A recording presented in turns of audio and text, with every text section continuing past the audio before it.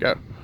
Hi guys, it's Lydia with Becker Autos and Trailers, Camper Super Center in Beloit again, and we are going to go around the outside of the camper. This is a Sprinter campfire. This is a used camper, but all of the campers are going to be pretty similar, have the same sort of components. Some might have more, some might have less, but we'll go ahead and show you on this and you can see if you can relate that to your camper, okay? So right back here, you can see there's a battery box, okay? So your battery will be in there. This one they did add a disconnect on, but if you don't have a battery disconnect in here, sometimes they're in the compartment, sometimes they're red. There's no battery shut off. In order to shut off your battery, if you're not going to be plugged in to keep it charged, you're going to want to take off the top and unplug one of the sides of the ports, okay? So you don't have a common or a constant drain on your battery that way. Your propane tanks are under here. So you can open these up that way. Or easiest to show you, I'll just take off the cover.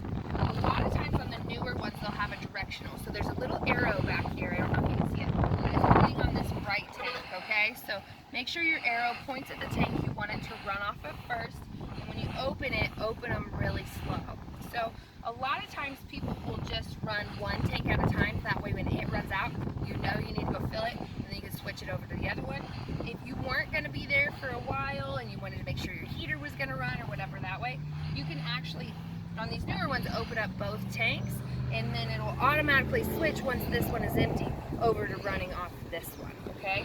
So just make sure your directional, if you do have that, is pointed at the one you want it to run off of first. Sometimes if they're pointed down or up, they're not going to run, and then you can run them how you want. Some of them will have gauges, some will have different things that way. So just make sure, point it, and then turn it on really slow. So this one has an actual power tongue jack here, which is really nice. This I call the drunk people light, so nobody runs into your camper.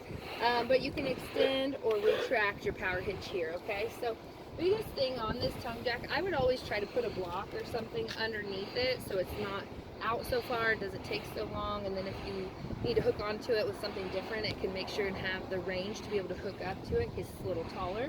And then it just keeps it a little more solid too. So if this for some reason doesn't work, then there are usually like a little plastic thing here or on the side. You can take that off and you can either put an attachment on your drill, or sometimes on the inside you'll have a little crank to manually move this up and down. So a lot of these newer ones will have an inline fuse back here, so if you don't get any power to your jack, I would look down here along that frame rail, and there should be a little red fuse that's just for this jack too. So a lot of times if you overextend it, it can kick that fuse, so don't be surprised there.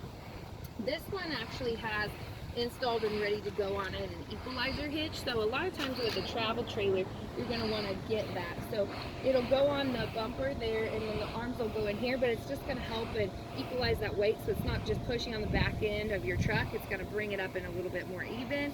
It's also, this one's got a built-in sway bar, so it's going to take that wiggle out when you're going down the road, or with the winds, it's just going to hold it a little bit tighter. But especially on the heavier campers, that's going to be really important for you. You don't want to go down the road like this.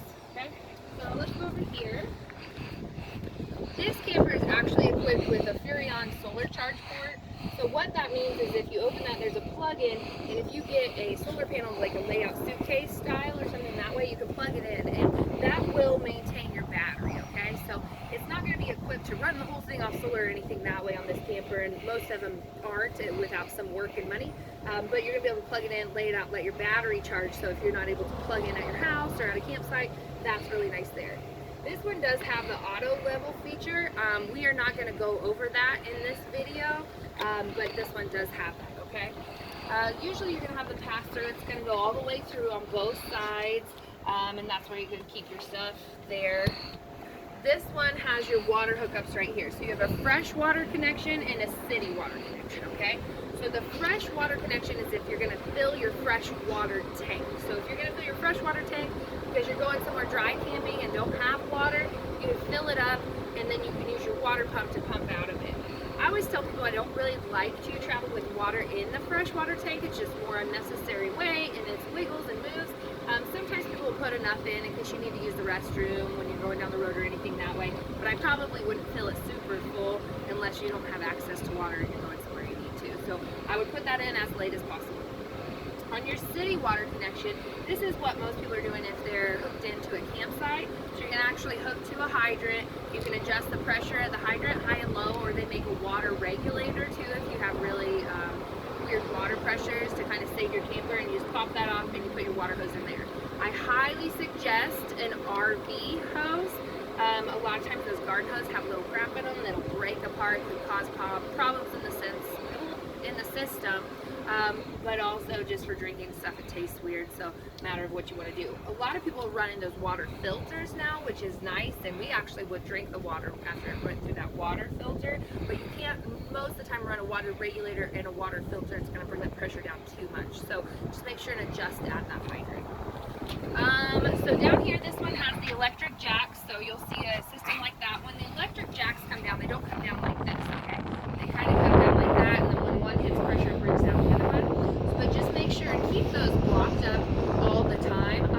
If you can keep them pretty darn high, and then just make sure they're good and tight, it just helps your camper handle the wind a little bit rather than being on long legs. So, you know, it's kind of beefed up a little bit that way. So I always tell people, try to get blocks or something under there. If you're super unlevel, you know, you're going to want to put a little bit more under one side or the other, front and back. Also down here, you're going to see this white valve right here. So your city water, freshwater connection for your tank is right here. Your tank drain is right here. So you pull that handle and it'll drain out your fresh, clean water. We'll move back this way. So this camper, you have to excuse our grass. This camper is equipped with 3 tanks, and they're nicely labeled here for you. A lot of times the new ones will be labeled, just to make sure they're the right labels so nobody tried to play a trick on you. But you have gray tank, black tank, and gray tank. So what that means is we have a gray tank for our shower, and then we're gonna have a separate gray tank that's not together, okay? Separate gray tank for your galley, your kitchen sink, okay? So just pay attention to that. So if your shower doesn't drain, your back one is full, doesn't necessarily mean your front one's full. Your black tank, that's your dirtier water, your darker water, that's your toilet, okay? So your handles are here. You're gonna have 3 handles. A lot of times they're up underneath here. And this one has a separate outlet. So you're actually gonna have your kitchen sink drain over here. And then if you drain that, you can come over here. You have your 2 handles for your black and gray tank. So most people open their black tank, let it run out, and then turn on their gray to wash it out. If you are worried about stuff getting on your hand or anything like that, they do make an alternative additional shutoff you can put on the end there that'll stop it, which is kind of nice to have, but just pay attention to that. This one is equipped with a black tank flush, so this is really cool. It does say caution because it can cause you some big problems if you decide this is your city water hookup. So if you come back here, you hook the water in here, you need to have your gray tank handle pulled, or at least pull it pretty quick so it doesn't go, or sorry, not gray, your black tank handle pulled, or at least pull it pretty quick, because what this is going to do is going to go in and sprinkle and clean out your black tank, okay? So if you don't have that handle pulled, it's going to fill up that black tank and cause you some really shitty problems. So just pay attention to that. But this one is equipped that way. They do make ones for inside the toilet and stuff if you have a problem or if you're not equipped with this. This one is just a 30 amp camper. It just has the 1 AC. This has a pull out cord. Some of the new ones have the cords that plug in here and stuff that way, so there's your power cord there. If you have a satellite or cable at one of your campsites, there's your hookups there. A lot of people store their sewer hoses inside of the bumper. Those caps will come off, so just a nice little tip there. And then on your outside kitchen, so these guys are lucky enough to have an awesome outside kitchen. So basically you're going to open this up right here and pull this out. You're going to make sure it's out all the way, and then you can lock it back in here. But the one thing is you're going to have a gas line quick connect hose. So underneath here, there's going to be a gas hose to quick connect to your gas port down here, okay? So that's really cool on this. That's the only way it's going to reach. But you'll take that yellow cover off and pop this in, and you'll turn that valve, turn the gas on. So you have to shut it off and on each time, kind of for a safety thing. But also, the other nice thing about that is, even if you don't want to use this gas connection, if you have like a smaller stove or cooktop that doesn't have a regulator to take it off, you can use that gas port for that too, and just get a hose there. So that's really neat. Your TV here, pretty self-explanatory, and your second fridge. So on your second fridge, if you have a second fridge outside, most of the time they're 110 only, so they're only going to run when you're plugged in, but they're more like a residential fridge at your house, storm fridge or something that way. If you have a dump sink in there, just remember to drain that when you get into, before you want to winterize it, or if you're not going to be in there for a while so it doesn't stink. And then same thing, like if you have 2 bathrooms inside and don't use one of them a lot, I would actually run water in there and put it in there, otherwise those start to dry up and stink too. Out here, this one does have an alternate plug-in outside. This is your vent for your heater, so if you're from Kansas, might not be a bad idea to actually get a cover for this for the summer. Our mud daubers love to build little nests in there, so that's one of their favorite places, and then that'll cause you a problem next year when you want to go and use the heater.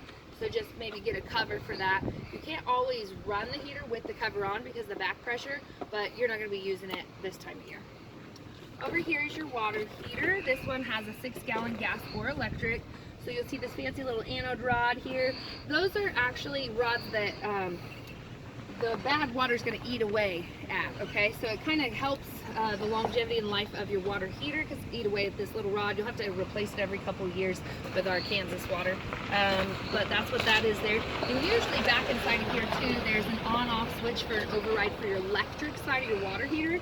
So you can turn it on and off out here, or just leave it on for the season, and then actually your override is on the inside, so when you turn it on, both of them are on, then your electric's going to run, okay? This one's kind of cool because it's got an outside spray port, so it's got a quick connect hose that goes in there to wash things. You put any sort of hose end on it and everything's fine that way. Your awnings usually power. Just watch that when it's breezy, windy. Just want to be careful in the Kansas wind. They don't hold a lot of wind or a lot of rain, okay? So make sure you don't have a lot of weight on that, and then just make sure extend it, retract it. This one has the outside speakers on the awning, so we call it the surround sound. This is the vent up behind your microwave. Some of these actually you can open up, so it'll actually vent outside and then lock it up if you don't want it to.